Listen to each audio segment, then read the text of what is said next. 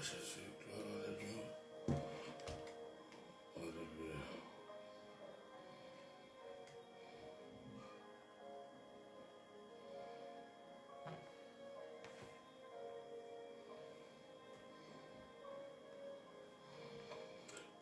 Bonjour, bien aimés dans le Seigneur, shalom, shalom, shalom, shalom, ceux qui sont déjà en ligne.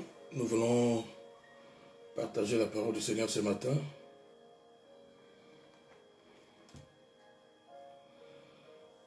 Bonjour, force, sois béni. Que la grâce de Dieu soit chez vous ce matin. Ici à Montréal, il est 8h06. Et le Seigneur m'a mis à cœur de partager une parole avec nous. Publiez la vidéo, s'il vous plaît, vous qui êtes déjà connectés. Nous allons parler de la part du Seigneur. Nous allons partager une pensée de la part du Seigneur. Ensuite, nous allons laisser et on va se reconnecter encore le soir.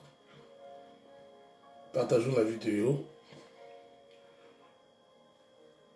Que la grâce du Seigneur, qui les renouvelle chaque matin, vienne dans vos vies, dans vos familles, dans le nom de Jésus-Christ de Nazareth. J'aimerais partager une pensée que le Seigneur m'a donnée ce matin à son peuple. Donc partageons la vidéo afin de donner l'opportunité à plusieurs de nous rejoindre. Partageons la vidéo, partageons la vidéo.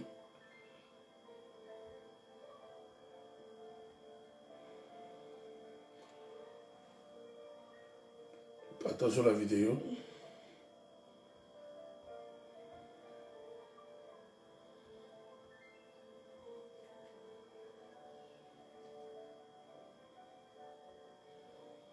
Que la grâce de Dieu vienne ce matin chez vous à la maison. Nous voulons partager la parole du Seigneur. Nous voulons écouter le Seigneur nous parler ce matin.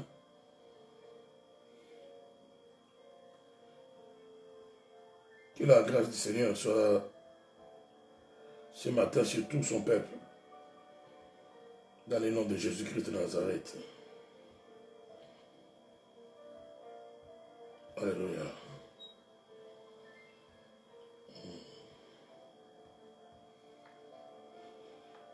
Shalom ceux qui sont déjà en ligne. Si vous pouvez partager la vidéo, il y a une pensée pour vous ce matin que le Seigneur m'a donnée. J'aimerais partager avec nous.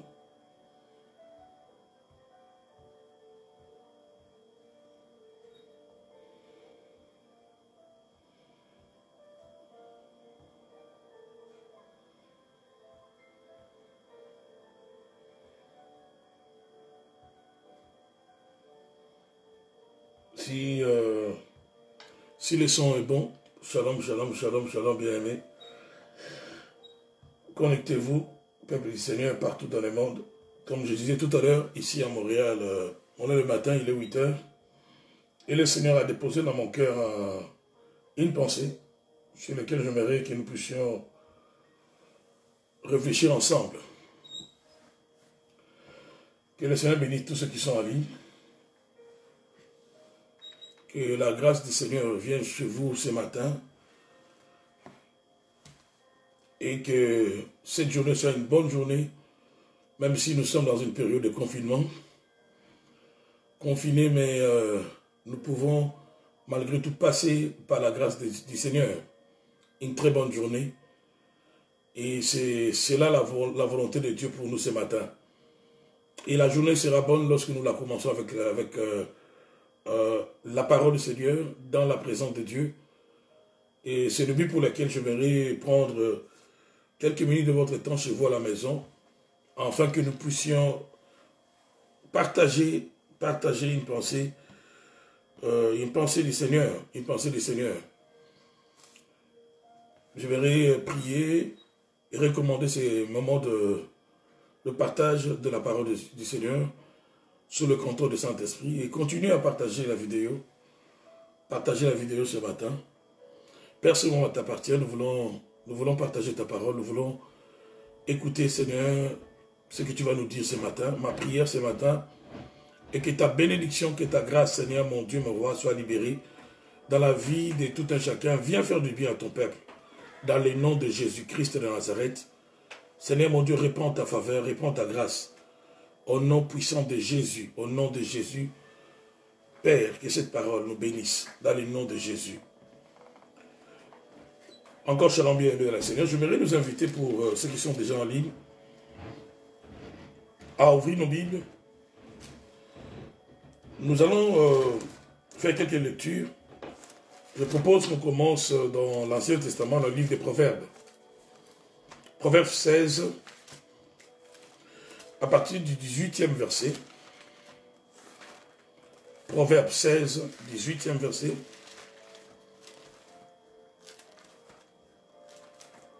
Partagez la vidéo, que ceux qui sont en ligne. Shalom, shalom, shalom, shalom. Shalom bien-aimés. Peu importe là où vous me suivez, de l'Europe, de l'Afrique,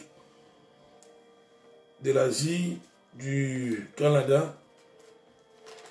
Nous voulons partager le pensée du Seigneur ce matin. Je lis Proverbe 16. À partir du 18e verset, nous allons lire jusqu'au verset 19. La Bible dit ceci. L'arrogance précède la ruine et l'orgueil précède la chute. L'arrogance précède la ruine et l'orgueil précède la chute. Mieux vaut être humble avec les gens modestes que de partager un butin avec les orgueilleux. Salomon est en train de dire, je suis en train de lire dans la version Vie Nouvelle, l'arrogance précède la ruine et l'orgueil précède la chute. Donc ici, Salomon est en train de dire que l'arrogance précède la ruine. Avant que la ruine n'intervienne, on devient arrogant. Avant qu'on ne chute, on devient orgueilleux. Donc, un signe fort de la ruine qui intervient, qui survient sur quelqu'un, c'est l'arrogance. Quand vous voyez quelqu'un devenir arrogant, sachez que dans peu de temps, vous ne le verrez plus. Partagez la vidéo, il y a une bonne pensée pour nous ce matin. Quand vous voyez quelqu'un devenir orgueilleux, sachez que la chute ne sera pas loin de cette personne. L'arrogance précède la ruine et l'orgueil précède la chute. Au verset 19, j'ai lu dans Proverbe 16, 18 à 19, au verset 19, Salomon dit, mieux vaut être humble avec les gens modestes que de partager un butin des orgueilleux. Donc, Salomon dit, mieux vaut s'associer aux humbles, aux gens modestes. Être humble et s'associer aux gens modestes que de faire partie de ceux qui ont des avoirs, mais qui sont des orgueilleux. L'arrogance précède la ruine et l'orgueil précède la chute. J'aimerais nous inviter à lire un verset que je méditais avant de commencer ce live ce matin. Et j'ai trouvé ce verset un peu dangereux dans le psaume. Psaume 30. Le psaume 30, le verset 24. Connectez-vous s'il vous plaît. Connectez-vous et recevez la pensée de Dieu ce matin. Connectez-vous. Shalom, shalom. Consolateur soit béni. Que Dieu vous bénisse là où vous êtes aux États-Unis avec toute ta famille. Que Dieu bénisse tous ceux qui sont en ligne. Publiez la vidéo, donnez l'opportunité à plusieurs de se connecter et de nous suivre. Je disais, j'ai lu un texte qui m'a vraiment, c'est ce qui m'a même inspiré de partager avec vous la parole de Dieu ce matin. Dans le livre de Psaume 30, le verset 24. J'ai eu peur en lisant ce texte. Attendez, je vais voir, je pense 130. C'est le chapitre 30 de ses limites. Attendez, je vais vérifier. Que la gloire du Seigneur, que sa grâce, sa faveur entre dans nos maisons, Dans le nom de Jésus-Christ de Nazareth, dans le nom de Jésus-Christ de Nazareth, partagez la vidéo ce matin. Voilà, c'est le psaume 31, verset 24. Psaume 31, verset 24. Partagez la vidéo, donnez l'opportunité à plusieurs de nous suivre ce matin. Psaume 31, verset 24. Psaume 31, verset 24. Ce texte, bien aimé dans le Seigneur, ça m'a beaucoup interpellé. Et c'est cela qui m'a inspiré ces petits enseignements que je voudrais partager avec nous, chers frères, chères sœurs. Psaume 31, verset 24. Aimez l'Éternel, vous tous ces fidèles. L'Éternel garde le croyant, mais il punit sévèrement les orgueilleux. Waouh! Je vais répondre. Aimez l'Éternel, vous tous ces fidèles. L'Éternel garde le croyant, mais il punit sévèrement. La Bible dit il punit sévèrement les orgueilleux. Je vais essayer de voir comment cela est dit dans la version 8 secondes. J'ai dit psaume 31, verset 24. Dieu punit sévèrement les orgueilleux. Dieu punit sévèrement les orgueilleux. Ce texte m'a fait peur. Dieu punit sévèrement les orgueilleux. Dans la version 8 secondes, parce que moi j'ai la Bible dans une autre version, Vie Nouvelle. Alors, je pense que c'est la même chose. Aimez l'Éternel, vous qui avez de la piété. Dans ma version, on dit, aimez l'Éternel, vous, tous ces fidèles. Alors, l'Éternel garde les fidèles et il punit sévèrement. Même dans 8 secondes, c'est dit de la même manière. L'Éternel punit sévèrement les orgueilleux. L'Éternel punit sévèrement les orgueilleux. Bien aimé dans le Seigneur, il y a un autre texte que je vais relire avant de commenter tout ce que nous venons de lire. Dans 2 Chroniques 26, le verset 18, non 16.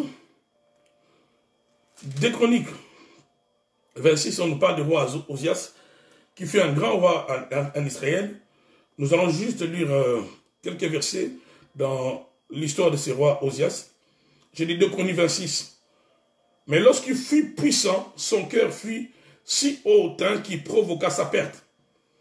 Mais lorsqu'il fut puissant, son cœur fut si hautain qu'il provoqua sa perte. Lorsqu'il fut puissant, lorsque Osias est devenu puissant, directement son cœur était rempli d'orgueil. Et cela provoqua sa perte. Il fit preuve d'infidélité envers l'Éternel, son Dieu, en pénétrant dans les temples de l'Éternel pour brûler de parfums sur l'autel de parfums. Le prêtre Azaria le suivit avec 80 prêtres de l'Éternel, des hommes courageux, qui s'opposaient au roi Osias, et lui dirent, tu n'as pas le droit, Osias, d'offrir le parfum à l'Éternel. Ce droit appartient aux prêtres, aux descendants d'Aaron, qui ont été consacrés pour les offrir. Sors du sanctuaire, car tu commets un acte d'infidélité, et cela ne tournera pas à ton honneur devant l'Éternel. L'irritation s'empara d'Osias, qui tenait déjà un encensoir. Et comme il s'irritait contre le prêtre, la lèpre éclata sur son front, sous les yeux du prêtre, dans la maison de l'Éternel, près de l'autel de parfum.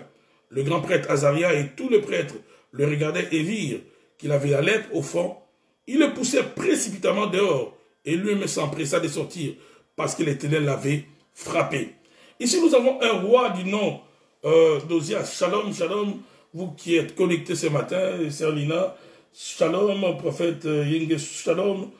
Que Dieu vous bénisse, vous tous qui êtes connectés ce matin. Écoutez bien, je m'aimerais partager une pensée que le Seigneur m'a donnée ce matin sur l'orgueil. Vous n'avez qu'à voir aujourd'hui ce que cette pandémie de coronavirus a causé dans le monde. Aujourd'hui, tout le monde est concentré, tout le monde est concentré sur ce qui est prioritaire. Ce qui est prioritaire, c'est quoi? C'est la vie. Personne aujourd'hui ne peut se vanter d'avoir de l'argent. Personne aujourd'hui ne peut se vanter d'avoir de belles voitures. Personne ne peut se vanter d'être grand. Personne ne peut se vanter. Cette pandémie est venue ramener l'ordre dans le monde, est venue même ramener l'ordre dans l'église. Parce qu'il fut un temps où on était devenus orgueilleux, même nous autres qui servons le Seigneur, même nous autres qu'on appelle chrétiens, on était devenus tellement orgueilleux. On était devenus tellement orgueilleux, tellement orgueilleux. Orgueilleux à cause de quoi? À cause de nos avoirs. Orgueilleux à cause de quoi? À cause de nos positions. Orgueilleux pourquoi? Parce que j'ai 3, 4, 5 voitures. Orgueilleux pourquoi? Parce que je peux rassembler 5000 personnes. Je peux rassembler 10 000 personnes. Orgueilleux pourquoi? Parce que lorsque moi je me connecte, il y a beaucoup de gens qui me suivent. On était devenus orgueilleux, on était devenus orgueilleux. L'orgueil dans le monde, l'orgueil dans l'église. Cette pandémie, bien aimée dans le Seigneur, je n'encourage pas cela. Et je suis contre cela. Et nous prions en fait que le Seigneur puisse éradiquer, puisse arrêter ce virus. Et nous prophétisons même que ce mois d'avril soit les derniers mois où nous parlerons de Covid-19. Mais remarquez, malgré cela, que cette pandémie a ramené le monde, a ramené même les chrétiens, a ramené même les serviteurs de Dieu à se concentrer sur l'essentiel, à se concentrer sur ce qui est important, sur ce qui est vraiment, n'est-ce pas, nécessaire, à savoir la vie. Nous tous maintenant, nous comprenons que ce qui importe, c'est la vie. Nous ne prions pas aujourd'hui. Ça serait vraiment une vaste blague si quelqu'un commence à prier pour l'argent. Pourquoi? Parce que tu peux avoir l'argent, mais si tu meurs, qui va en profiter? Il y a un climat de peur partout dans le monde. Je suis au Canada, je suis allé, c'était quand? C'était avant-hier. C'était avant-hier. Je suis allé faire quelques achats. Je pouvais lire sur le visage de tout le monde dans les supermarchés. Tout le monde a peur de tout le monde. Tout le monde est effrayé. On croyait qu'on était en sécurité parce qu'on est en Amérique. Mais on est plus déstabilisé même, plus que ceux qui sont en Afrique. L'orgueil de grande puissance est tombé. L'orgueil de grandes nations est à terre. Les grandes nations aujourd'hui, on commence à se chamailler pour des masques. Vous voyez ce qui arrive aujourd'hui. La discussion entre le Canada, les États-Unis, la France, juste pour des commandes de masques, s'il vous plaît. Les États-Unis ont détourné quelques commandes françaises en Chine pour des masques. Regardez comment cette pandémie a réduit l'orgueil des grandes puissances. Cette pandémie a réduit l'orgueil des hommes. Aujourd'hui, même le plus athée, le plus incrédule, le plus orgueilleux, commence à réaliser, n'est-ce pas, qu'il y a un Dieu quelque part.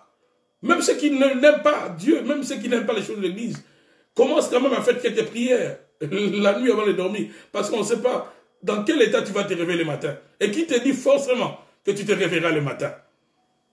L'orgueil a pris même nous autres chrétiens, nous autres serviteurs de Dieu. Nous étions devenus... il y avait un esprit secteur qui nous avait, n'est-ce pas, enveloppés. Il y avait un esprit secteur. On croyait qu'on était seulement bénis. Ou ceux, je vais le dire autrement, que ceux qui étaient bénis, c'est seulement ceux qui prient avec nous dans les 4 murs de nos assemblées locales. Mais aujourd'hui, on réalise que Dieu a permis que nous puissions parler, non seulement aux gens qui sont de notre église locale, que nous puissions prier, que nous puissions nous associer, maintenant à tout le monde, à tous les chrétiens partout dans le monde. On croyait à un certain moment qu'on était grand. Pourquoi? Parce qu'on avait des églises de 500 membres. Des fois même on exagère. Vous savez, nous autres pasteurs, on a aussi un problème. Quelqu'un peut avoir 30 membres, mais il publie partout qu'il a, il a 200 membres. Donc il compte même les gens qui ont visité l'église 1, 2, 3 fois. Tout simplement pourquoi? Parce qu'on doit quand même, on doit savoir que je suis quelqu'un, que j'attire. Donc tout ça c'est de l'orgueil. Tout ça, c'est l'orgueil. Aujourd'hui, bien aimés dans le Seigneur veut que nous puissions nous débarrasser de l'orgueil. Le Seigneur veut que nous puissions nous libérer de l'orgueil. Le Seigneur veut que nous puissions nous délivrer de l'orgueil, mon frère, ma soeur. Nous devons tous le reconnaître. L'orgueil n'a pas caractérisé seulement ceux du monde. L'orgueil a caractérisé un peu plus aussi l'Église, un peu plus aussi les chrétiens, un peu plus aussi les serviteurs. Je reprends le verset du psaume 31, qui m'a même inspiré comme mon intervention de ce matin. Psaume 31, verset 28. Non, verset 24. Les yeux commencent à poser des problèmes. Hein? Verset 24. Aimez l'Éternel, vous tous, ses fidèles. L'Éternel garde les croyants, mais il punit sévèrement les orgueilleux. L'Éternel punit sévèrement les orgueilleux. Aujourd'hui, même l'Internet, les réseaux sociaux, à un moment donné, l'Internet, les réseaux sociaux étaient faits seulement de vidéos de gens qui filmaient leur maison, leur chambre, comment ils ont bien embelli les salons, comment ils ont bien embelli la maison, comment ils ont de belles voitures, comment ils ont de grandes voitures, de belles maisons. Mais vous allez vous rendre compte qu'aujourd'hui, tout le monde prêche. Ce n'est pas que les pasteurs. Tout le monde prêche, ce n'est pas que les prophétesses. Tout le monde prêche. Personne ne peut plus se vanter de posséder quelque chose. Pourquoi? Parce que ce qui est arrivé dans le monde a ramené un peu l'ordre dans nos esprits. J'ai essayé de voir dans les dictionnaires quelques définitions sur l'orgueil. Écoutez bien, on définit l'orgueil de cette manière. Partagez la vidéo, donnez l'opportunité à plusieurs de se connecter. On dit ceci de l'orgueil. J'ai pris au moins 3 définitions. On dit que l'orgueil, c'est l'opinion très avantageuse qu'une personne a de sa propre valeur, au dépend de la considération due à autrui. L'opinion très avantageuse qu'une personne a de sa propre valeur. Une opinion très avantageuse qu'une personne a de sa propre valeur, au dépend de la considération due à autrui. On dit également de l'orgueil, c'est un sentiment exagéré de sa propre valeur. Un sentiment exagéré de sa propre valeur. Estime excessive de soi-même qui porte à se mettre au-dessus des autres. C'est un sentiment exagéré de sa propre valeur. Estime excessive de soi-même qui porte à se mettre au-dessus des autres. Donc, un orgueilleux, c'est quelqu'un qui a un sentiment exagéré de sa valeur. Oui, il faut se considérer il faut se valoriser. Il ne faut pas être complexé, avoir un complexe d'infériorité. Mais de l'autre côté, il ne faut pas non plus avoir un sentiment exagéré. Dans le monde, on dit tout excès nuit. Un sentiment exagéré de sa propre valeur, c'est ça l'orgueil. Et toujours dans cette définition, on dit de l'orgueil, c'est l'estime excessive de soi-même. Tu t'estimes, en fait, tu te surestimes. Estime excessive de soi-même qui porte à se mettre au-dessus des autres. Un orgueilleux se croit toujours au-dessus des autres. Je suis la plus belle femme. Je suis le plus beau homme. Je suis le meilleur des pasteurs. Je suis le meilleur des apôtres. Je suis le meilleur des prophétesses. À part moi, il n'y a personne. J'ai même vu, vraiment, ça fait rire. J'ai même vu une guerre là qui a commencé entre nous, les serviteurs de Dieu. Certains commencent à fabriquer, à fabriquer de prophéties pour dire qu'ils étaient au courant de cette pandémie qui a frappé dans le monde. Mais lorsqu'on écoute même ces prophéties, tu le sens, il n'y a pas la matière, il n'y a rien qui dit clairement qu'il y aura la pandémie. Quand Dieu parle d'une manière précise. Tout cela, c'est quoi? C'est de l'orgueil. On veut encore tirer le drap de son côté, on veut tirer le regard, alors que Dieu nous a surpris. Dieu nous a surpris par cette pandémie. Mais il y en a qui veulent encore, qui veulent tirer le drap de leur côté, qui veulent avoir la plus de visibilité pour qu'on dise que lui, il savait que cette pandémie allait arriver. Qui savait que cette pandémie allait arriver? Oui, Dieu révèle à ses serviteurs. Mais la Bible dit, écoutez bien, la Bible dit, ce qui est révélé aux hommes, ce qui est caché est à Dieu. Il y a des choses que Dieu garde à lui-même, pour lui-même, selon sa souveraineté. Et nous devons l'accepter. Lorsqu'on est surpris, on est surpris. On n'est pas des dieux, les pasteurs ne sont pas des dieux, les prophètes ne sont pas des dieux, les apôtres ne sont pas des dieux. N'ayons pas une haute opinion de nous-mêmes. N'ayons pas une estime excessive de nous-mêmes. Ne nous sentons pas au-dessus des autres. Je suis au-dessus des autres parce que moi je peux, n'est-ce pas, dans la famille, j'aide tout le monde, je paye les études de tous les enfants, de mes frères, de mes sœurs. Je me sens tellement supérieur. Même si je ne suis pas l'aîné, je commence à parler d'une certaine manière pour humilier ceux qui n'ont pas assez de finances, ceux qui n'ont pas assez de moyens que moi. C'est ce que l'orgueil fait. Tu changes même ta manière de parler aux autres. C'est ce que l'orgueil produit. Je suis le super pasteur, les autres ne sont pas des pasteurs. Pourquoi? Parce que moi, je peux réunir 5000 personnes. Moi, je peux réunir 10 000 personnes. Aujourd'hui, qui peut réunir 10 000 personnes? Aujourd'hui, qui peut réunir 100 000 personnes? Aujourd'hui, qui? Même les méga-churches des États-Unis. Nous tous, avec tous ces pasteurs-là, nous prêchons maintenant. Nous tous, là, on est là, sur Facebook. Nous tous. Il n'y a personne qui peut se vanter aujourd'hui. J'ai 20 000 membres. Bien aimé dans le Seigneur, l'orgueil avait, l'orgueil avait pris le pouvoir du monde. L'orgueil s'était emparé également de l'Église. Et ce qui arrive vient restaurer les choses. Parce que Dieu résiste aux orgueilleux. Dieu résiste. Dieu résiste aux orgueilleux. Dieu ne peut pas faire route avec un orgueilleux. Si tu es orgueilleux, sache que Dieu se mettra en face de toi comme ton adversaire. Si tu es orgueilleux, Dieu ne marchera pas avec toi. Dieu ne marche pas avec les orgueilleux. Église, Dieu ne marche pas avec une église orgueilleuse. Dieu se place comme un adversaire en face de l'orgueilleux dans Jacques 4. Publie la vidéo, mon frère, ma soeur, ce matin. Publie la vidéo. Shalom pour ceux qui viennent de se connecter. Suivez cette exhortation ce matin et que le Seigneur vous communique une belle pensée dans le nom de Jésus. Jacques 4, verset 6. Jacques 4, verset 6.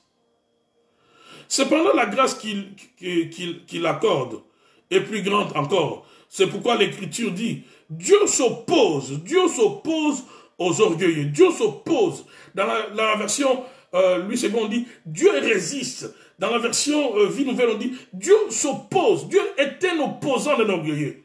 Si tu es un orgueilleux, tu auras comme opposant Dieu. Si tu es un chrétien orgueilleux, tu auras comme opposant Dieu. Tu es une chrétienne orgueilleuse. Dieu va s'opposer à toi. Dieu s'oppose aux orgueilleux, mais il fait grâce aux humbles. Donc la nature de l'humilité attire la faveur. La nature de l'humilité fait quoi? Attire la faveur, attire la faveur, attire la faveur. Une autre définition de l'orgueil est une présomption, estime exagérée, amour excessif de soi-même, qui fait qu'on est persuadé de sa propre excellence.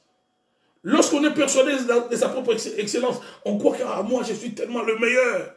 Quand moi je parle, il n'y a personne qui parlera comme moi. Avant moi, il n'y a pas eu des hommes comme moi, qui ont parlé comme moi, qui ont fait des choses comme moi. Après moi, il n'y en aura point. C'est lorsqu'on est persuadé de sa propre excellence. C'est quand on se juge supérieur aux autres. C'est ça l'orgueil. C'est ça l'orgueil. L'orgueil, a dit quelqu'un, c'est le commencement de tous les crimes et de tous nos erreurs. C'est le commencement de tous les crimes. Lorsqu'on laisse l'orgueil prendre place, c'est le péché qui va s'introduire. L'orgueil est le fondement du mal. L'orgueil est le fondement du mal. L'orgueil, c'est quoi? C'est le fondement du mal. Lorsque je parle du fondement du mal, je pense à Satan, je pense à Lucifer. Dans Isaïe 14, le prophète compare le roi de Babylone à Lucifer. Dans Isaïe 14. Isaïe 14. Écoutez bien le langage de Lucifer. En fait, l'orgueil rappelle, quand Dieu, pourquoi Dieu résiste aux orgueilleux? Parce que l'orgueil rappelle à Dieu Lucifer. Quand tu es orgueilleux, tu es en train de faire penser à Dieu, à Lucifer. Voilà pourquoi Dieu résiste, Dieu s'oppose aux orgueilleux. Mes frères et sœurs, soyons humbles. Après cette pandémie, pasteur, ne nous vantons plus. Ne croyons pas que nous sommes meilleurs que les autres. Après cette pandémie, ne te vante plus de matériel. Regarde comment les choses, la vie, elle est fragile. Ne te vante plus de ton argent. Regarde comment la vie, elle est fragile. Tu peux laisser cet argent. Ce virus peut t'emporter. Et tu ne pourras plus te vanter de cet argent. Ne te vante plus de ta position. Parce que cette position dans le monde, elle est de courte durée. Regardez, même les hommes de Dieu sont en train de mourir. Nous sommes en train de pleurer plusieurs de nos frères, plusieurs de nos aînés, qui sont emportés par ce virus. Ça doit nous pousser à nous remettre en cause. Cela doit nous pousser à réfléchir. Ésaïe 14, verset 12. Partage cette vidéo, mon frère, ma soeur, partage. Si tu veux bénir quelqu'un, partage la vidéo. Ésaïe 14, verset 12. Comment es-tu tombé du ciel, astre brillant, fils de l'aurore? Te voilà abattu par terre. Toi qui te disais, toi qui terrassais, pardon, les nations. Te voilà abattu par terre, toi qui terrassais les nations. Tu disais dans ton cœur, je monterai au ciel. Je hisserai mon trône au-dessus des étoiles de Dieu. Je siégerai sur les montagnes de la rencontre, à l'extrême nord. Je monterai au sommet des nuages. Je ressemblerai au Très-Haut. Dans ces deux versets 13 et 14, le pronom personnel « j'ai » ne fait que revenir. J'ai. Ça, c'est le pronom qui manifeste, qui cache même la nature de l'orgueil ou des orgueilleux. Quand vous voyez quelqu'un trop utiliser les pronoms personnels, j'ai, moi je n'aime pas qu'on me parle comme ça. Je n'aime pas qu'on me regarde comme ça. Moi je n'aime pas. Moi, pour moi. Les je, le moi. C'est la manifestation même de l'orgueil. C'est ce que Lucifer se disait. Je monterai, je hisserai, je siégerai. Donc l'orgueil rappelle à Dieu, Lucifer, quand tu es orgueilleux, Dieu ne peut pas marcher avec toi. Quand tu es orgueilleux, ou bien quand tu le deviens, parce qu'il y a des gens qui le deviennent. Donc tu commences à marcher avec Dieu, et à un certain moment, c'est une réalité. Tout à l'heure, je vais parler de cause de l'orgueil, parce qu'il y a des gens qui au départ n'étaient pas des orgueilleux. Saül, au début de son règne, il était timide. Il a fui à un moment lorsque l'on voulait le rendre. Mais quand il a goûté au pouvoir, la Bible dit, il s'est érigé un monument. Il y a des gens qui commencent bien, un peu comme Osias, dont j'ai lu l'histoire tout à l'heure, dans 2 Chroniques 26, il avait bien commencé. Il était humble, il cherchait le Seigneur. Il avait un père spirituel, un prophète, Zacharie. Mais au verset 16e, dans 2 Chroniques 26, on dit, mais lorsqu'il fut puissant, son cœur fut si hautain qu'il provoqua sa perte. Lorsqu'il fut puissant, son cœur fut si hautain qu'il provoqua sa perte. Bien-aimé dans le Seigneur, la voie de la sagesse ce matin nous amène à rester tel qu'on était. Même quand les conditions de nos vies changent. Même lorsque Dieu nous bénit. Même lorsque Dieu nous élève. Nous devons garder l'humilité, mes frères. Nous devons garder l'humilité. Tu peux commencer à marcher avec Dieu. Dieu fait route avec les humbles. Mais lorsque tu changes de nature, Dieu change aussi de position à ton égard. Lorsque tu changes de nature, lorsque tu cesses d'être ce que tu étais, au début de votre marche avec Dieu, Dieu changera aussi de position. Il ne sera plus à côté de toi, il sera en face de toi pour te résister. Pour te résister. Voilà pourquoi la Bible dit, il résiste, il s'oppose. Dieu s'oppose aux orgueilleux. Dieu s'oppose aux orgueilleux. Dieu s'oppose aux orgueilleux. Donc, il y a certains malheurs qui peuvent arriver dans la vie de quelqu'un, non pas parce qu'on l'a ensorcelé, non pas parce qu'il y a quelqu'un qui l'a maudit, non. C'est simplement sa nature à elle-même qui attire le malheur. L'orgueil attire le malheur. Parce que Dieu va s'opposer à toi. Dieu va te résister. Dieu sera un obstacle sur ta route à cause de l'orgueil. Bien-aimé, que le Seigneur libère nos cœurs ce matin, dans le nom de Jésus. Il est toujours important, mes frères et sœurs, de se remettre en question. Il est toujours important d'analyser même la façon dont nous jugeons les autres, la façon dont nous parlons des autres. Des fois, tout cela dépend d'un sentiment, d'une certaine satisfaction personnelle que nous avons. Lorsqu'on se croit tellement arrivé, lorsqu'on se croit tellement grand, lorsqu'on croit que, bon, tout ce que moi je fais, c'est parfait. C'est seulement les autres qui commettent les erreurs. Moi, je suis tellement saint. Moi, je suis tellement pur. C'est seulement les autres qui sont sales. C'est de l'orgueil, mes frères. C'est de l'orgueil. Job avait tellement proclamé sa sainteté. À un certain moment, Dieu s'est introduit. Dieu a commencé à réprimander Job. Dieu a demandé à Job, Dieu a commencé à questionner Job, qui était en train de dire à ses amis combien lui, il était saint, il était propre. Et Dieu n'a pas aimé ça. Si tu crains, si tu te sanctifies, la sanctification n'est pas une compétition. Ne te vante pas de ça. Ne te vante pas de ça. Restons humbles, mes frères et sœurs.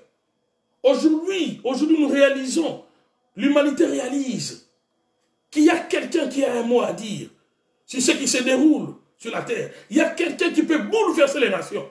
Il y a quelqu'un qui peut faire fléchir l'orgueil des nations.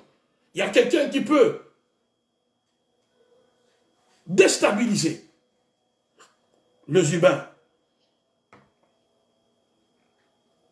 Dans le livre de Ésaïe 5, verset 21, la Bible dit malheur à ceux qui sont sages à leurs propres yeux et intelligents à leur propre estime. C'est ça l'orgueil. Ésaïe 5, verset 21. Malheur à ceux qui sont sages à leurs propres yeux. L'orgueilleux est sage à ses yeux. Pour lui, oh, tout ce qu'il fait, c'est correct. On n'a pas de remarques à lui faire. On n'a pas de reproches à lui faire. Il n'a pas de leçons à prendre de quelqu'un.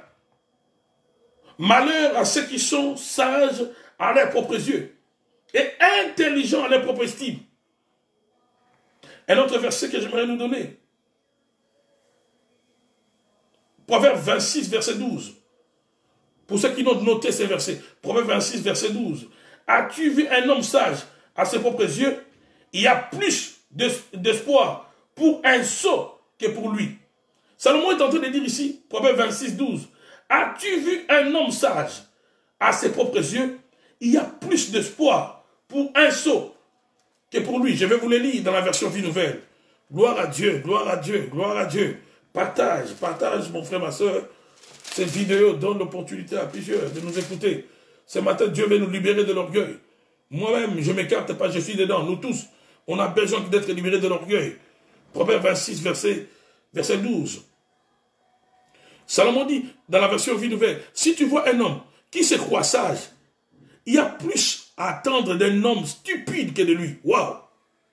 Si tu vois un homme qui se croit sage, c'est ça l'orgueil, il se croit tellement sage. Si tu vois un homme qui se croit sage, il y a plus à attendre d'un homme stupide que de lui. Bien-aimés dans le Seigneur, l'orgueil est à la base de la chute. L'orgueil est à la base de malheur. Certaines personnes tombent, non pas parce que le Seigneur a voulu qu'ils tombent, mais parce qu'eux-mêmes, ils ont changé. Oh, Dieu ne peut pas se contredire. Il a dit dans sa parole qu'il s'oppose aux orgueilleux. Qu'il s'oppose aux orgueilleux. Certaines personnes perdent ce qu'ils avaient, ils perdent leur position, ils perdent leur confort, ils perdent leurs avoirs, non pas parce qu'il y avait forcément un sorcier, non. Ils sont eux-mêmes leurs propres sorciers. Dieu commence à détruire la position, à reléguer quelqu'un, à lui arracher ce qu'il avait. À cause de quoi? À cause de l'orgueil. Ce matin, mon frère, dis avec moi, Seigneur, libère-moi de l'orgueil. Écris-le quelque part. Nous tous, on a besoin que Dieu nous libère de l'orgueil. Que Dieu nous libère de l'orgueil. Proverbe 29, verset 23. L'orgueil d'un homme la baisse. Proverbe 29, verset 23. L'orgueil d'un homme la baisse. Mais celui qui est humble d'esprit obtient la gloire. L'orgueil d'un homme la baisse. L'orgueil d'un homme la baisse. Proverbe 29, verset 23. L'orgueil d'un homme la baisse. Si tu es abaissé, si tu as perdu ta position, c'est aussi à cause de l'orgueil. L'orgueil d'un homme la baisse. Mais celui qui est humble d'esprit obtient la gloire. Obtient la gloire. L'orgueil d'un homme la baisse. Alléluia. L'orgueil d'un homme la baisse. Qu'est-ce qu'on peut encore dire de l'orgueil ce matin? Quelques caractéristiques de l'orgueil. Écoutez bien. Un orgueilleux se préoccupe beaucoup de son image. Un orgueilleux, c'est quelqu'un qui se préoccupe beaucoup de son image. Si tu es un serviteur de Dieu orgueilleux, l'intérêt de Dieu viendra après tes intérêts. Tu vas d'abord chercher que tout le monde sache. Que tout le monde sache. Car je suis le puissant. Lorsque je le dis, je pense à la parabole que Jésus nous a donnée dans Luc 18. Écoutez cette bonne parole ce matin et soyez bénis. Luc 18, à partir du verset 9e.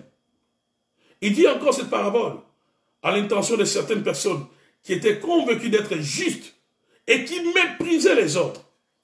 Luc 18, 9. Écoutez bien la raison pour laquelle Jésus donne la parabole. Il dit encore cette parabole à l'intention de certaines personnes qui étaient convaincues d'être justes. Qui étaient convaincues d'être justes et qui méprisaient les autres. C'est ça l'orgueil. Tu te crois tellement juste. Tu te crois tellement complet. Tu te crois tellement accompli. Mais quant aux autres, eux, non, eux ne sont pas justes. Eux ne sont pas accomplis. Ah, ils ne sont pas de mon niveau. Ils n'ont rien à m'apprendre. Voilà l'orgueil. Voilà l'orgueil. Verset 10. 2 hommes montèrent au temple pour prier. L'un était un pharisien, l'autre un collecteur d'impôts. Le pharisien, debout, faisait cette prière en lui-même. « Oh Dieu, je te remercie de ce que je ne suis pas comme les autres hommes. » Regardez ce type dans sa prière, ce qu'il dit. « Oh Dieu, je te remercie de ce que je ne suis pas comme les autres hommes, qui sont voleurs, injustes, adultères, ou même comme ces collecteurs d'impôts. » Donc même dans sa prière, ce pharisien est en train d'attaquer son prochain. Hein? Même dans sa prière, il est méchant même dans la prière. Un orgueilleux est méchant même dans sa prière. Écoutez bien la prière de ce pharisien. Oh Dieu, je te remercie de ce que je ne suis pas comme les autres hommes qui sont voleurs, injustes, adultères, ou même ces collecteurs d'impôts. Verset 12. Je jeûne 2 fois par semaine. Je donne la dîme de tous mes revenus. Verset 13. Le collecteur d'impôts, lui, se tenait à distance et n'osait même pas lever les yeux au ciel. Mais il s'est frappé la poitrine en disant, « Oh Dieu, aie pitié de moi, qui suis un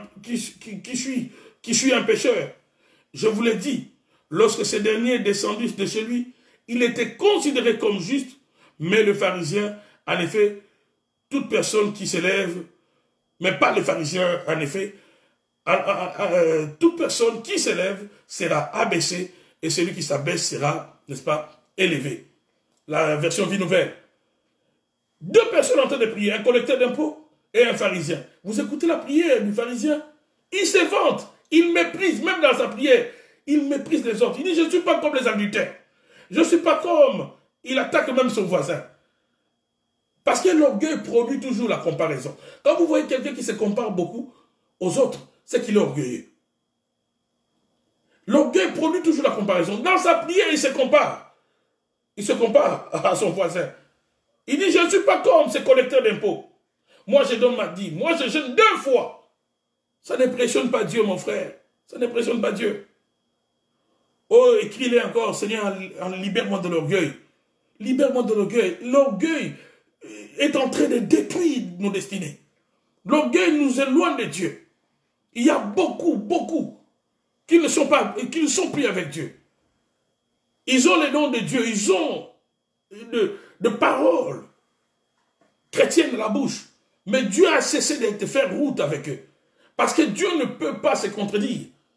Il dit qu'il résiste aux orgueilleux. Donc, qu'est-ce que nous pouvons encore retenir ce matin sur l'orgueil? L'orgueil fait sentir à celui qui le possède un sentiment de toute suffisance. Je me suffis. Un orgueilleux a un sentiment de toute suffisance. Je me suffis. Donc, tout ce que je devais apprendre, je l'ai déjà appris. Un orgueilleux est fermé à la croissance. Un orgueilleux ne peut plus avancer parce qu'il croit tout connaître. Quand vous entendez quelqu'un dire souvent cette phrase-là, lorsque tu lui produis un conseil, je sais, je sais, je sais, je sais. Ça, c'est une phrase des orgueilleux. Je sais. Un orgueilleux ne peut plus rien apprendre. Voilà pourquoi vous allez voir certaines personnes, et il n'a plus rien de nouveau. Dès qu'il ouvre la bouche, c'est la monotonie. Pourquoi? Parce que c'est de l'orgueilleux. J'ai suivi en 2003, dans une conférence dans mon pays, un arrière-petit-fils de David Livingstone, qui est aussi un serviteur de Dieu, je pense en Angleterre, et il était invité à parler aux hommes de Dieu dans cette conférence-là, et il a dit en 2003 qu'un jour il faisait route avec Benson Idahosa, un de grands hommes de Dieu que le Seigneur avait élevé, n'est-ce pas, au Nigeria et en Afrique. Il dit qu'il avait constaté que Benson Idahosa s'arrêtait souvent lorsqu'il entendait quelqu'un prêcher, même dans les petites églises. Il s'arrêtait souvent. Il s'arrêtait tout souvent. Et il a posé la question à Benson, mais pourquoi père, tu t'arrêtes? Ce sont des petits prédicateurs. Et Benson Idahosa va lui dire, si tu ne veux pas faire comme les singes, tu dois voir comment agit les singes. Donc, même quelqu'un qui apparemment est inférieur peut t'apprendre quelque chose. Tu peux apprendre une leçon de cette personne. Un orgueilleux se croit qu'il est déjà accompli, qu'il est déjà arrivé. On n'a plus rien à m'apprendre. On n'a plus rien à m'apprendre. Je n'ai plus rien à apprendre. L'orgueil fait ressentir à ses victimes ce sentiment-là de toute suffisance. Un orgueilleux est insensible à la correction. Tu ne peux pas corriger un orgueilleux. Il n'aime pas la correction. Il ne va pas aimer. Que ce soit dans les couples. Quand tu as affaire à un homme orgueilleux, à une femme orgueilleuse, oh non. Quand tu lui fais une remarque, c'est comme si tu es devenu son ennemi. Il ne va plus t'adresser la parole. Le couple va souffrir. En fait, une des causes aussi de divorce, de séparation, c'est l'orgueil. Et si certaines familles, certains couples sont malades, c'est à cause de l'orgueil. C'est à cause de l'orgueil. L'orgueil rend insensible à la correction. L'orgueil rend imperméable aux réprimandes. Quelqu'un qui est orgueilleux, même si vous les blâmez du matin au soir, ça ne va pas entrer. Ça ne va pas entrer. L'orgueil ou l'orgueilleux refuse la soumission. Un orgueilleux refuse la soumission. Il se croit supérieur dans une entreprise où il est subalterne, mais lui se croit supérieur au directeur. Il se croit supérieur à tout le monde. Il vient à l'église, il se croit qu'il connaît plus que le pasteur. C'est ça l'orgueilleux. Un orgueilleux se compare aux autres. Je l'ai dit tout à l'heure. Une des choses, un des signes de l'orgueil, c'est la comparaison. C'est la comparaison. Un orgueilleux passera son temps à se comparer aux autres. Ma fille a réussi à l'école. Comment, quel résultat a fait la fille de l'autre? Mes enfants sont les plus intelligents.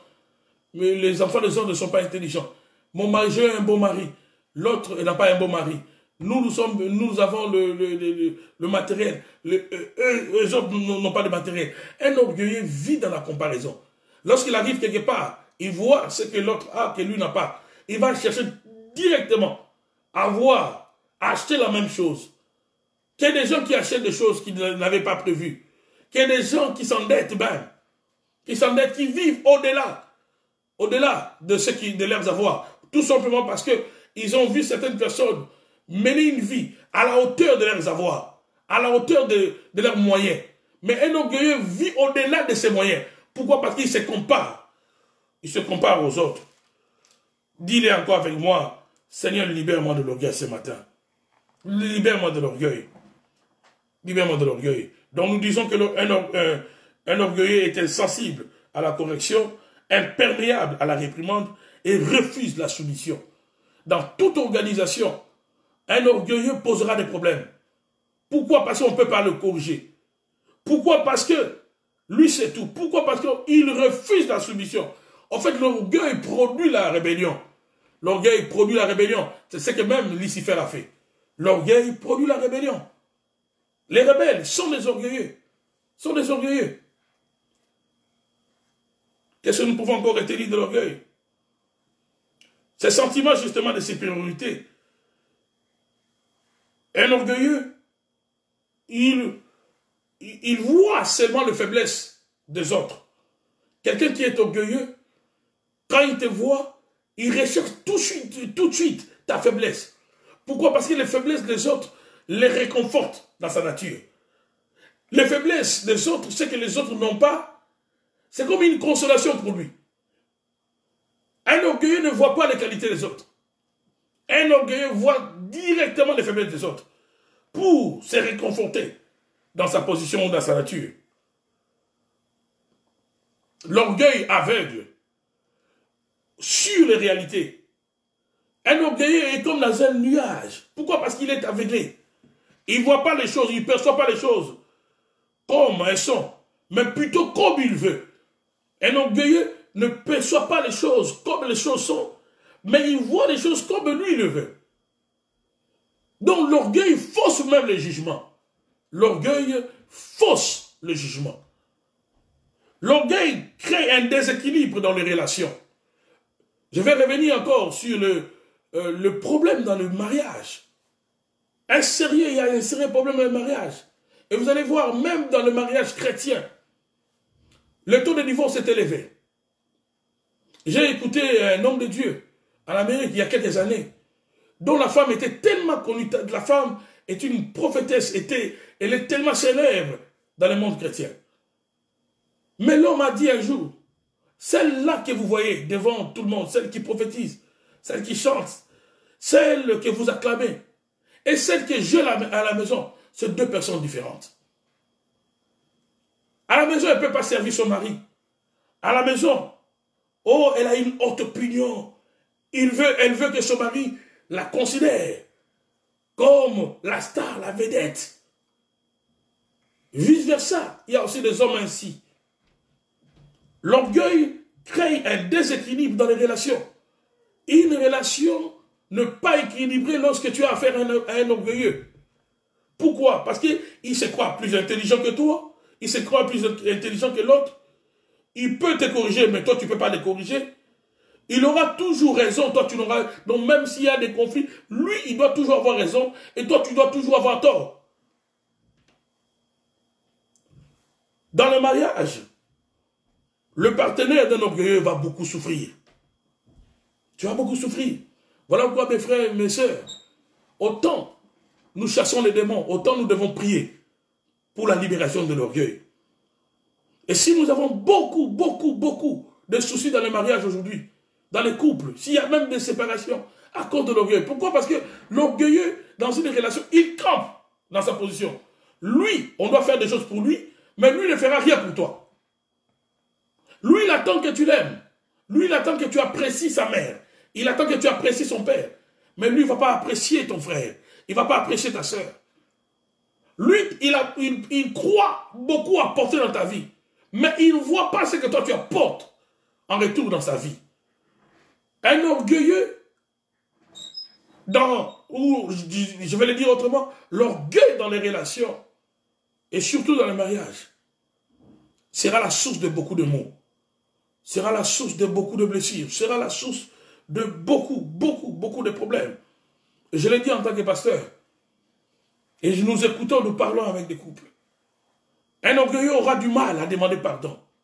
Un mari orgueilleux, une femme orgueilleuse ne demandera jamais pardon. Même si, il t'appelle, il te donne le nom de colombe, il te donne le nom d'oiseau. Mais quand il t'offense, il n'aura pas l'humilité de dire, chérie, pardonne-moi. Il n'aura pas l'humilité de t'appeler ma colombe, pardonne-moi. Vice versa, une femme orgueilleuse n'aura pas l'humilité de demander pardon à son mari. Et vous savez, on sait repérer l'orgueil dans une personne, dans un conflit. Lorsque la personne est tellement... ses fautes ou ses erreurs sont tellement évidentes à ses yeux, au lieu de demander pardon, qu'est-ce qu'il va dire? Si je t'ai fait du mal, pardonne-moi. Alors si je t'ai fait du mal, il ne dit pas pardonne-moi carrément, mais il dit si je t'ai fait le mal. Que Dieu nous libère de l'orgueil ce matin. Que le Seigneur nous libère de l'orgueil. Si je t'ai fait le mal, pardonne-moi. Non, non, mon frère, ma soeur, pas si je t'ai fait le mal. Quand tu as fait le mal, dis seulement pardonne-moi, mon frère, pardonne-moi, ma soeur, pardonne-moi, ma femme, pardonne-moi, mon mari. Pas si je t'ai fait le mal. Pas si, il n'y a pas de si, il n'y a pas de conditions, il n'y a pas de si positions, j'allais dire. Pas si, pardonne-moi, pardonne-moi, pardonne-moi. L'orgueil est à la base de beaucoup de conflits dans le mariage. Beaucoup de conflits, beaucoup de séparations. Même chez les chrétiens. L'orgueil est à la base. Vous allez voir des couples où il y a soit l'homme qui se sent tellement supérieur, ou soit c'est la femme qui se sent tellement supérieure. Tellement supérieure. À un certain moment, le partenaire va craquer. Pourquoi? Parce que toi, tu as tellement une haute opinion de toi-même. Toi, tu mérites qu'on t'apprécie, mais jamais tu apprécies l'autre. Toi, tu veux qu'on te respecte, mais jamais tu respectes l'autre. C'est ça l'orgueil. Tu peux encore le dire avec moi, Seigneur, libère-moi de l'orgueil ce matin. Libère-moi de l'orgueil ce matin. Tu veux qu'on soutienne tes parents. Tu veux qu'on soutienne tes frères, mais tu refuses qu'on soutienne le frère de ton mari. Tu refuses qu'on soutienne le cousin de ton mari. C'est ça l'orgueil. En fait, l'orgueil rime avec beaucoup de mots. L'orgueil rime avec la méchanceté.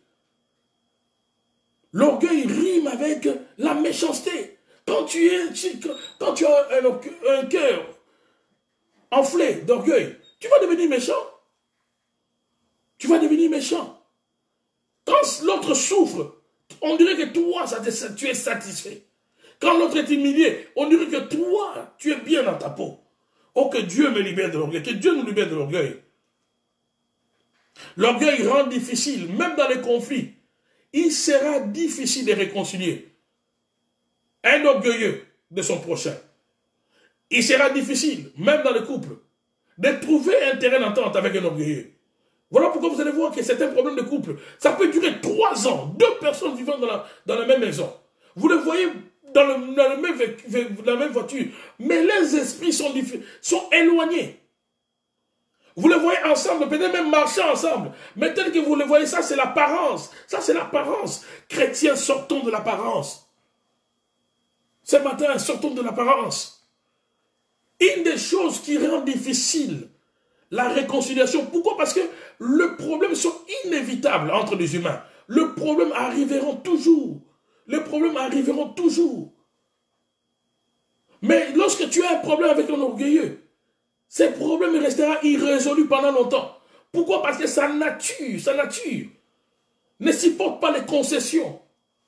Il aura du mal à admettre ses erreurs. Il aura du mal à s'humilier. Mais pourquoi? Parce qu'un orgueilleux est comme un souverain. On doit fléchir devant lui. Même si lui il t'a fait du mal, c'est à toi de lui demander pardon. Mais lui ne te demandera jamais pardon. Nous souffrons dans le mariage, nous souffrons dans nos relations à cause de l'orgueil. À cause de l'orgueil.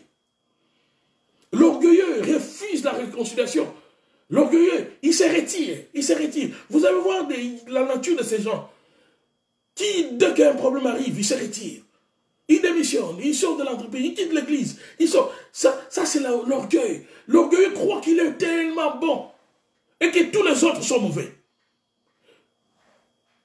L'orgueilleux pense qu'il est toujours la victime. Et que lui ne fait jamais du mal aux autres. L'attitude qui consiste à se retirer, au lieu de se réconcilier, de traiter des problèmes, lorsqu'il y a un conflit, il y a mésentente, dans n'importe quel type de relation, ça s'appelle l'orgueil. Cette attitude-là, c'est ça l'orgueil. Quelque part dans la Bible, il est dit que celui qui se retire recherche sa propre gloire. Il y a une sœur, une femme qui m'a dit un jour, qu'il y avait dans son couple une dispute avec son mari. Comme elle avait un bon travail, elle va prendre ses histoires alors que son mari n'était pas là. Elle va partir. Il m'a dit, pasteur, moi je pensais qu'il allait venir me supplier, qu'il allait me suivre parce que c'est moi qui ramenais plus d'argent. Et l'homme aussi, quand il a vu ça, il a dit, ah bon, tu as pris tes claques, tu es parti. Eh bien, c'est fini aussi. C'est fini. Après quelques temps, quelques années, l'homme s'est remarié. Mais la femme n'était pas toujours mariée. On ne l'avait pas épousée. Et le mariage était devenu une requête. Et c'est pour cela même qu'on a commencé à parler avec elle. Parce qu'elle est venue demander la prière pour le mariage. Mais je lui ai posé la question, pourquoi ton premier mariage n'a pas marché? Elle était quand même honnête de me dire ça. Tu vas prier pour que Dieu te donne ce que tu avais. Ce que tu as perdu à cause de l'orgueil. À cause de l'orgueil. L'orgueil empêche la réconciliation. L'orgueil ne supporte pas de dire, il n'a pas la capacité de dire pardon. Il n'a pas la capacité de dire pardon. Et les relations, nous souffrons dans les relations à cause de l'orgueil. Nous souffrons dans les relations à cause de quoi? À cause de l'orgueil. Chrétiens ne seront pas simplement les chrétiens qui parlent la langue, mais que dans nos cœurs soient affranchis de l'orgueil. Que nos cœurs soient affranchis de l'orgueil. Sinon, nous allons faire du mal à beaucoup. Nous allons causer du dégât partout où nous passerons. Que Dieu libère tous les mariés qui me suivent dans les noms de Jésus-Christ de Nazareth. Si tu me suis, ma soeur, tu es célibataire. Tu me suis, mon frère, tu es célibataire. Prie que Dieu te donne un cœur humble. Dans le mariage, nous y allons. Dieu me met à cœur de parler beaucoup de mariage ce matin. Dans le mariage, un mariage reçu, c'est quand l'homme recherche les intérêts de la femme. C'est quand la femme recherche les intérêts de l'homme. Ainsi, vos intérêts vont se croiser. Ainsi, vous allez faire du bien l'un vers l'autre. Mais quand vous composez, vous avez un mariage où un est orgueilleux, il se place déjà au-dessus. Et l'autre, qui est humble, recherchera l'intérêt de l'orgueilleux, mais l'orgueilleux ne viendra pas à ta rencontre. Il restera dans sa position. Et voilà pourquoi dans certaines relations, vous allez voir que celui qui donne, celui qui montre l'amour, c'est celui qui s'excuse lorsque l'offense l'autre. Finalement, avec le temps, il finit par adopter l'attitude de l'orgueilleux. Il va dire, mais finalement, moi, c'est toujours à moi de m'excuser. C'est toujours à moi de me faire pardonner. C'est toujours à moi de lui offrir un cadeau quand c'est son anniversaire. Quand c'est son anniversaire, il veut que tout le monde lui écrive les mots gentils. Mais quand c'est mon anniversaire, lui, il fait comme s'il oublie. Il s'est fait passer pour quelqu'un qui n'est pas au courant de cela. Quand c'est mon anniversaire, lui ne peut pas m'appeler. Lui ne peut pas m'écrire. Voilà l'orgueilleux. Il veut qu'on fasse des choses pour lui. Mais il n'est pas là. Il ne peut pas rendre l'ascenseur à l'autre. Que Dieu nous libère de l'orgueil ce matin dans le nom de Jésus. J'ai dit que Dieu nous libère de l'orgueil ce matin. Que Dieu guérisse les couples. Et il y a certains couples, si vous apprenez pourquoi ils ont divorcé, ce n'est pas toujours à cause de l'infidélité. Peut-être l'infidélité est venue après. Mais à cause de l'orgueil. À cause de l'orgueil. À cause de l'orgueil. À cause de l'orgueil. Il y a un homme, un frère qui a souffert, il m'a dit, mon ami, ma femme, donc je ne sais pas si j'avais épousé la reine de Saba. Donc dès que tu l'as fait une remarque la journée, la nuit, quand c'est le moment de l'adoration de l'homme et de la femme, 15 000 coudées. Et il repousse son mari, il punit son mari pendant même 1 mois. Pas d'intimité, rien du tout. Ah, parce que tu l'avais fait la remarque. Parce que tu l'avais fait la remarque. Ma soeur, la Bible dit ton corps ne t'appartient plus. Quand tu es marié, homme comme femme, le corps de l'homme appartient à la femme. Lisez bien la Bible. Le corps de la femme appartient à l'homme. Un orgueil, donc là, elle veut intimider son mari, afin que son mari ne lui fasse plus de remarques.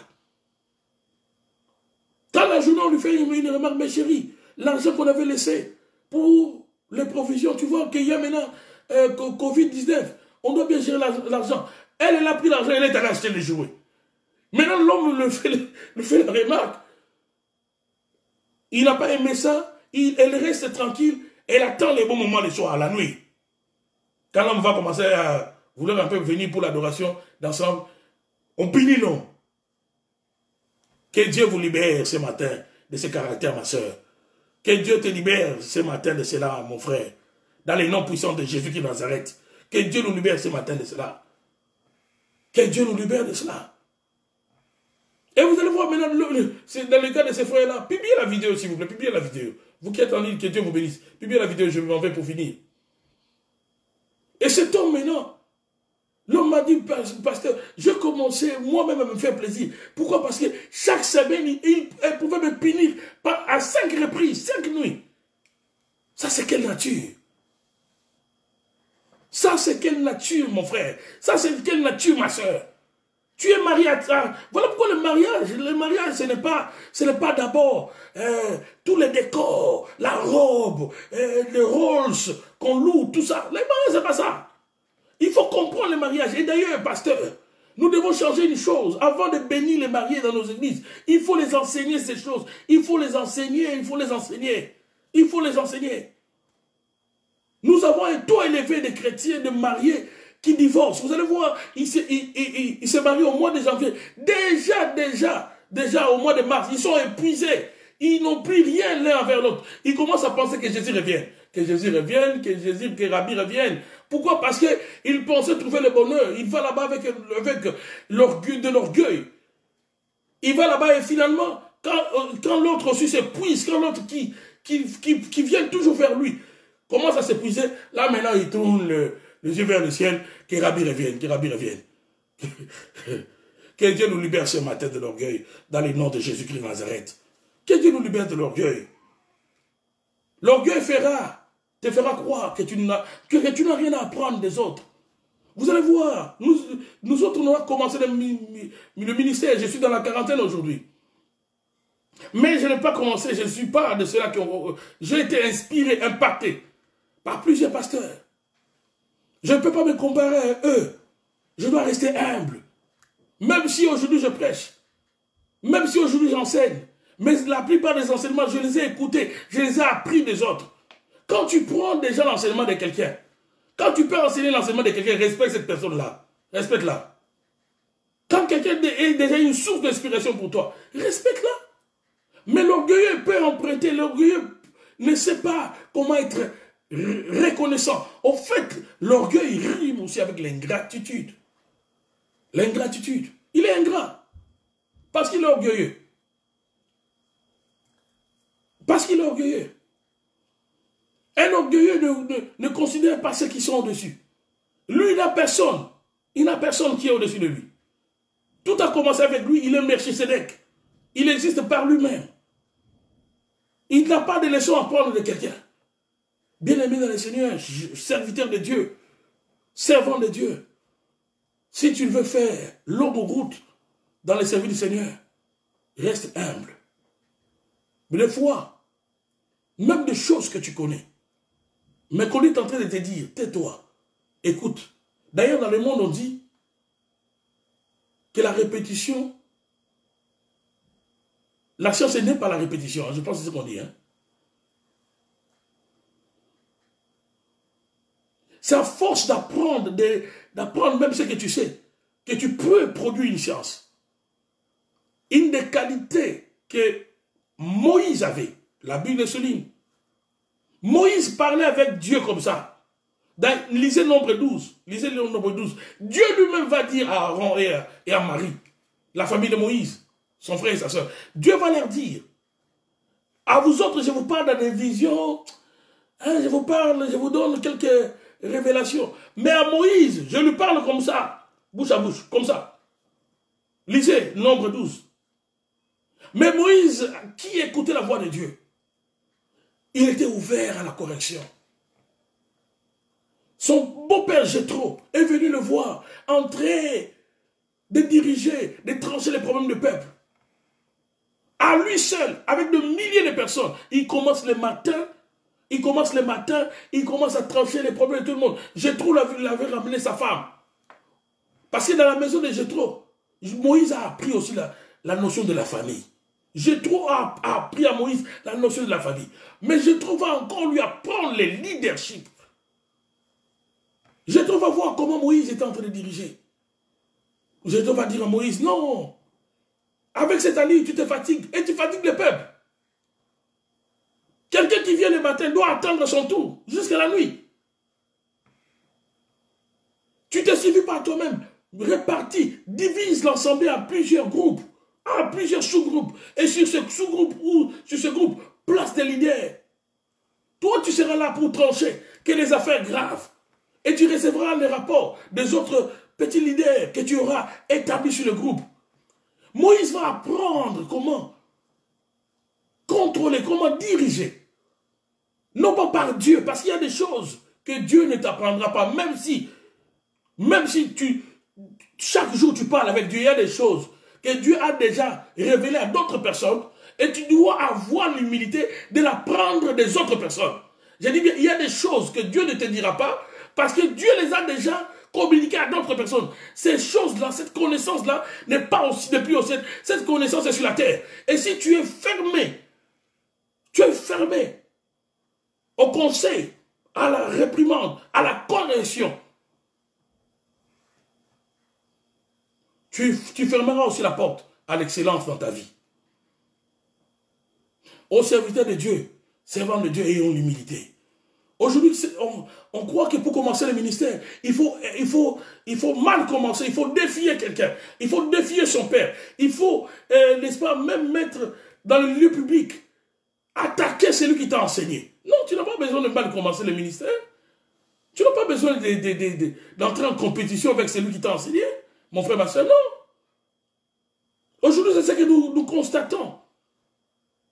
Non, tu peux bien commencer en ayant un bon rapport avec tes aînés, en ayant un bon rapport avec ceux de ta génération aussi. En ayant aussi un bon rapport avec ceux qui viennent après. N'écrase pas ceux qui viennent après.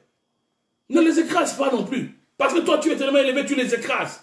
À un certain moment, ils ne resteront pas toujours en bas. Ils vont monter.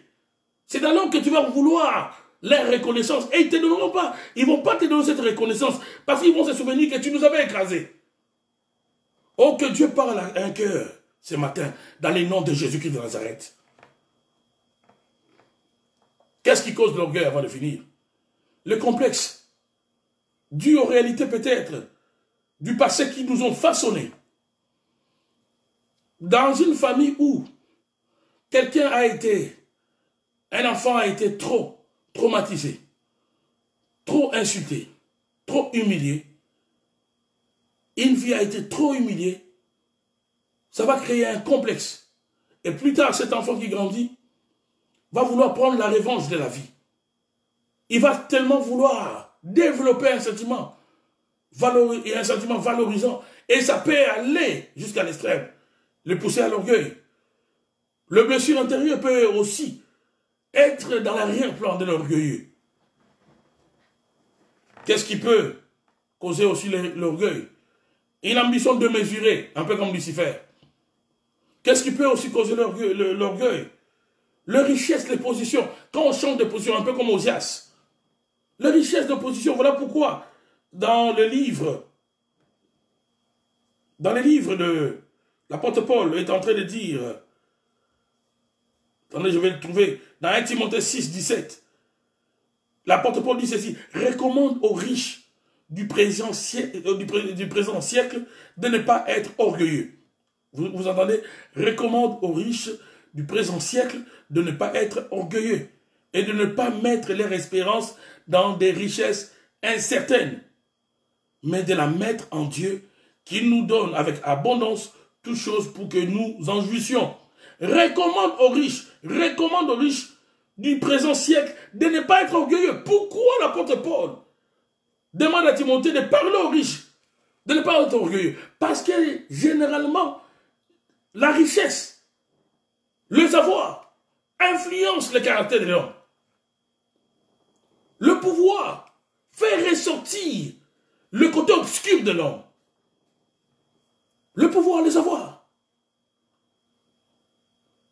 Que les richesses ne changent pas ta nature, mon frère, ma soeur.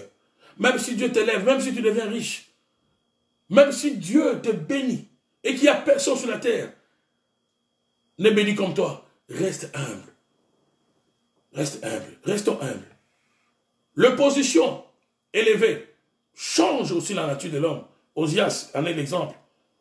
Un esprit exagéré de compétition produit aussi l'orgueil. Vous pouvez aussi vous-même ajouter dans cette liste plusieurs autres causes de l'orgueil. Mais ce matin, bien aimé le Seigneur, je voulais partager avec nous, réfléchir avec nous sur l'orgueil. Et ce qui m'a amené à cette réflexion, c'est l'état du monde aujourd'hui. Cette pandémie qui nous oblige maintenant à rester dans les quatre murs de nos maisons, qui nous pousse à rechercher plus la vie, plus que toute autre chose. Personne ne se préoccupe de l'argent, personne ne se préoccupe de maison, personne ne se vante de quelque chose, personne ne se vante de son église, personne ne se vante de sa position aujourd'hui. Nous tous, nous voulons la vie. Alors que cela nous pousse à rester humble, à savoir que c'est Dieu qui est le maître de tout. Si j'ai aujourd'hui, ce n'est pas parce que je suis meilleur que ceux qui n'ont pas. Si Dieu m'élève aujourd'hui, je dois lui rendre gloire et honneur et soutenir et même être le tremplin par lequel les autres pourront aussi monter. Pourquoi? Parce qu'à moi-même, je ne me suffis pas. Et à moi-même, je ne ferai pas tout. J'ai besoin des autres. Et c'est ça la volonté du Seigneur. Ce matin, que Dieu vous bénisse partout où vous me suivez. Que la grâce, que l'amour du Seigneur remplisse nos vies. Que le Seigneur nous corrige.